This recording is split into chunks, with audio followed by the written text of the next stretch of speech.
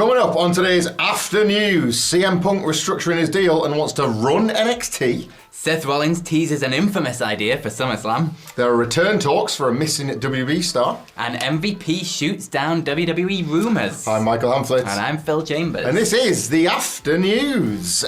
We start where else but with the Punker, of course. Where else? Amidst the excitement that he is indeed cleared and set to take on Drew McIntyre at SummerSlam. More on that elsewhere in this story. Indeed. There is some reports about his real life setting within WWE. Obviously, he returned at the Survivor Series in November.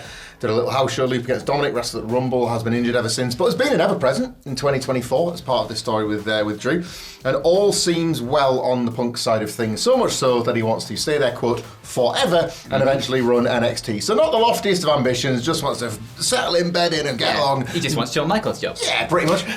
This comes from the ever-reliable Ibu of Wrestle Purists on the Wrestle Purists podcast, who said at the time, quote, regarding the contract, sorry, I should say, it's 3 years, his current contract. I can tell you right now, he's in the process of trying to get his deal restructured from a money and years standpoint. Punk's legitimate stance right now is if all goes well, I will never leave. That's his legitimate standpoint. He wants to be here forever. That is the actual word he used. Basically, he wants this to work out, he wants to get paid, and then he wants, when it's time to slow it down and just run NXT. Like a story in and of itself, but a lot of whispers up to this point have suggested this is the direction. So far, so good, I guess, for Punk and WWE, publicly at least. It appears as if he's settled in just fine, and the promo segments that we see and the way he's used on television still draws massive numbers. It's arguably the biggest match at SummerSlam. He's featured prominently every time he's been around. And then in the background and on social media and whatnot, he's kind of made no secret of how much he wants to be in the weeds in NXT. You know, he's already taken on the mentor figure to Roxanne Perez and Cora Jade. He appeared at NXT Deadline, I think it was, which was his first opportunity to visit a PLE. They hoid him out on camera and he went and did that little awkward in-ring with Shawn Michaels while wearing a Bret Hart hoodie, just to be CM Punk about it, basically.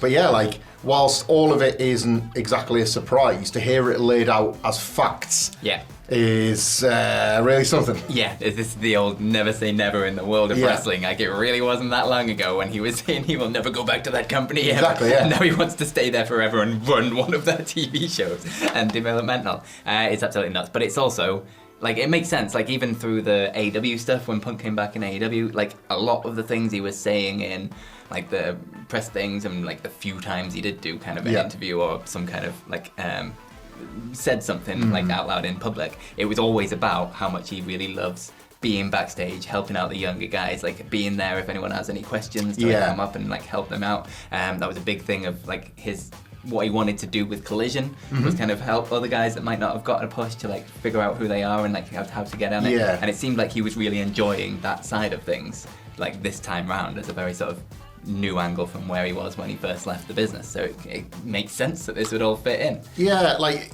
as much as obviously the way it was maybe communicated by the time we got to Brawl Out 2022 might have not been the most pleasant or effective.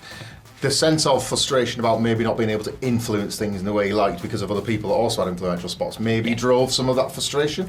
And here, what Punk is laying out is an opportunity to be that influential guy all over again, albeit within a system that is currently helmed by, you know, Shawn Michaels in NXT. Luckily, he's not got any like friends in high places that might get in the way of Punk's ambition. No one there, I can't think of anyone that protects his spot. Probably just give it to Punk. The boss would just get rid of him right now, to be honest. What's Shawn Michaels ever done? That could be Triple H. What's Shawn Michaels ever done? That could be Triple H in The Rock's next power chess game, couldn't it? Like, I want Punk in at NXT. Well, I want Shawn. Well, let's have another fight, shall we? Let's make another documentary, Paul. But yeah, like, it's obviously Punk does want to be, as you say, like a figure of influence. I think he craves that respect of people. He wants, you know, he's not a man that's shy of wanting the credit due to him. It was a driving thing behind all of the chip on your shoulder storylines that he had in WWE the first time round. What would you think of a CM Punk-led NXT, or indeed any kind of version of WWE that's driven by CM Punk's comments? Let us know in the comments below, because if there's one thing I know about CM Punk is that people tend to always just agree nicely. Yeah, just nice conversation, I'm sure it'll be. But speaking of Shawn Michaels, Seth Rollins has been doing a little bit of a tease about SummerSlam. Now, obviously, there is that CM Punk versus Drew McIntyre match at SummerSlam, and Seth Rollins is going to be the special guest referee for it. And who else has been very famous for being special guest referee in the past but Shawn Michaels. So Seth put up a post on his Instagram story. It was kind of a repost of someone else that had done the Photoshop. Yeah. And it was a picture of Shawn Michaels from 1999 when he was refereeing a match against Mankind and Triple H. And he basically wore the shortest of short shorts. He loves them biker shorts at the time. And it was just a little picture of Seth Rollins' head on the top. Like he went on a bit of a run with the short shorts referee gimmick, didn't he? Because he had that match. That match had Shane O'Mac as the other guest referee, and then ended in a double pinfall with 2 winners. That's right. So it obviously went really, really well. His first foray into being a referee. But then he also did a couple of Triple H versus The Rock matches, one on Raw and one on Judgment Day. Yeah, the Iron Man match. Yeah, where he had the long referee T-shirt on that one and his shorts were so short you couldn't even see them, and it just looked like he was wearing a dress. It was kind of like spoken about at the time that the shorts really pissed a lot of the wrestlers off. So naturally, Shawn made them as small as possible, and even smaller. The more people complained, it was like, right, got you. I hear you loud and clear. Shorter it is. It's funny, this, isn't it? Like, so that would be very. Seth Rollins coming out with the teeny tiny little short shorts, but then a ridiculously flamboyant referee T-shirt would right be a away at the very bottom. funny look. Nicholas had pitched in the office, Randy Savage in his black and white striped attire. Yeah. Like I could head to toe in referee's hat. Referee's hat. The trademark referee's hat. Every ref's got a hat. Yeah, of course. It's such a funny element to this match that this. WWE's maybe best, most heated, real blood for you hatred at the core of Punk and Drew, will obviously factor in the SummerSlam, but now so too what will Seth Rollins wear. It's really like the Raw segment they're going to do, the referee's instructions thing, will feature Seth Rollins as the man in the middle of these two that now can't touch until, but they can hit him. And I wonder if that's what's going to happen here, is that he's going to annoy them so much, talking about I might wear the shorts, don't get distracted now. All this, well, I'm just going to have to deck you. It's Seth Rollins that's going to be laid out. It's like Seth Rollins, to be absolutely fair to him, has created this persona and aura around him that when these big events come around, if he was wrestling and it was WrestleMania, you'd be like, what's Seth going to wear? What's the outfit? Same applies here. What's his spin on referees' attire? This is my cup of tea. I cannot wait to see it. Yeah, thoroughly intrigued as to what it's going to be. But let us know your thoughts. Send us some Photoshops if you want on Twitter. Why the hell not? We'd love to see what you think he's going to end up wearing. It's also, everybody's made the comparison at this point, haven't they, to SummerSlam 97 and Shawn being the referee, screwing The Undertaker and gifting it to his arch nemesis Bret Hart. Yeah. You kind of have a similar-ish dynamic taking place with Drew and CM Punk, so it's quite nice how this has all worked out. And speaking of SummerSlam, that 92, that happened in Wembley. It did, yeah. And you know what else is happening at Wembley? No, I don't. What Culture Live at Wembley? What? Ish. Ah. Right next to Wembley, at least. Close enough. I think it's going to work. I think so, yeah. 12 p.m. on the day of All In, August 25th. You can get your tickets at whatculture.com/tickets. We are doing a pre-show for All In. There will be booze, there will be food, there will be a live show from us, there will be a big meet and greet and hangout, there will be merch, there will be ups and downs, foam fingers, and it is literally a 2-minute walk to Wembley Stadium. So you can come to see us, then go off to Wembley Stadium, and then afterwards you can go back to the same venue to go to Sweet Chin Disco, the All In after party that's going to be hosted by Adam Wilborn, and we'll also have a rap set by Max Caster and a DJ set by Prince Nana, and Wilborn's definitely going to do the Nana dance with 100%. Prince Nana, which is going to be a wonderful thing. So you should come to both of them and have your entire wonderfully awesome Wembley All-In day. I've been to a lot of sort of Wembley, whether it be football or wrestling in the past, and this might sound like a weird pitch, but go with me on it. It is nigh on impossible to get easy access to a couple of pints before a big Wembley event. Yes. So even if you hate us, what you're doing is buying a ticket to the venue where you can put your earbuds in, where you can talk to your friends and ignore the wazziks on the stage. Yep. Just be comfortable having a pint 2 miles away from. Don't get there half an hour before the show starts. Get there 3 hours earlier. Come along and see us. But you don't have to watch. The Crystal Club's quality. It's got a nice range of beers, and we are not exaggerating here, a 2-minute walk from Wembley. Check it on Google Maps. When you search for it, all you can see is the Wembley megastructure next to it. Right. We ourselves cannot quite believe our luck, quite honestly. Wilborn has pitched a Bullet Club invasion style convoy walk to Wembley with everybody that's been to our live show and him with a megaphone. So I don't want to promise that and then under-deliver, but there's something we should probably set up on that 100%. Front. Join us. It's going to be a fantastic day, isn't it? End to end, before and after. We're going to switch gears back to WWE though here, because we've got a story on the the conversation rising again on somebody that's been absent from WWE for quite some time, and it was quite a sad story, you may remember. Raquel Rodriguez, her last appearance was around Elimination Chamber 2024, where she worked the match herself, despite a flare-up, and I don't want to get this wrong, of her mast cell activation syndrome. You know, she's posted those pictures of like this like awful condition that affects her skin, like takes her out of the game basically, not just aesthetically, it's obviously all the stuff it does to her physically as well. Like awful situations she's found herself in, and she's uploaded videos before of how it can just sort of develop overnight, and then how she can try and cope with it and cover it, and then it comes again, and it just looks such a nightmare for it to be in. But PW Insider has reported that, quote, there has been some internal talk of WWE star Raquel Rodriguez returning to action in the near future. Obviously this would be great news from a physical point of view if she's got that back under control. Obviously you also get well seen to injured wrestlers, but in this situation when you see her social media posts on it, especially so. So good news for Raquel Rodriguez if indeed she's just dealing with that, but especially so if she's coming back. She obviously has kind of missed out on like a WrestleMania build, which is never nice. But the women's division in WWE, for better and worse, I suppose, has at least got like a lot of new blood coming through at the moment. You've got Sonya Deville's new stable of shooters. Liv Morgan has like not really defended the title a lot.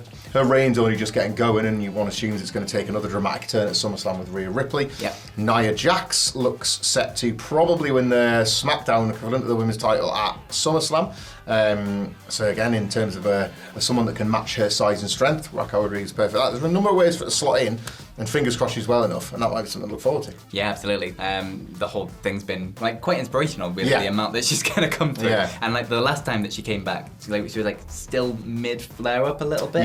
But managed to sort of get it together and then come out and sort of do some appearances. Australia with it. But like the amount that she's been super open about it and honest about it on social media and things has been like inspirational in terms of like dealing with a thing with sort of grace and positivity and sort of just fighting to get through it. Probably helping others that have got similar situations. Absolutely, yeah. Like feel supported and heard. And, especially like something like that that's so like physically obvious as well in a obvious like physically dominated world in terms of like your look is everything aesthetic in wrestling. Business, isn't it? It's a very aesthetic business, so it must be incredibly hard. So it'd be really good to see if she's like getting through that and can come back. It'd be absolutely wonderful news.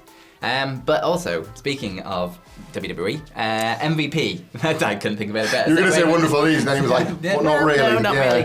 MVP. There's been some reports about MVP recently about him leaving WWE and like putting up pictures of his boots and things on Twitter. But he's been back on Twitter to shoot down some rumours of some reports coming out. So PW Insider reported a thing where they said that there had been discussions about using MVP as a producer or announcer, and he took part in some sort of tryouts at some point for these roles, but nothing came of it. Now MVP has been on Twitter to basically say that's a bit bollocks. He says on Twitter, I just read on Twitter that I was being considered for a new position and had some tryouts to be a producer or on commentary. Were those tryouts in 2020 when I was actually a producer and doing commentary? Are those interwebs? I mean, MVP's just going to run and run now, isn't it? Obviously, there's going to be reporting on him because he's in the news at present with the assumed exit of both him and Bobby Lashley from WWE.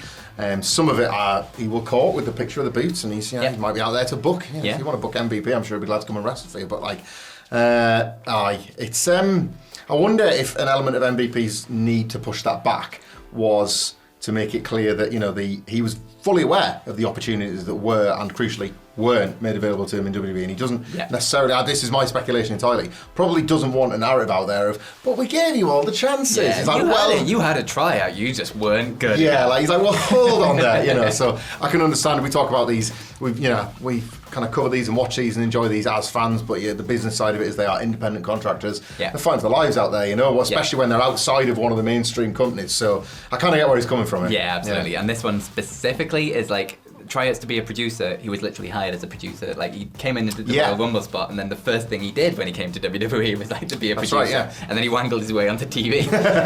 So like obviously that was fine.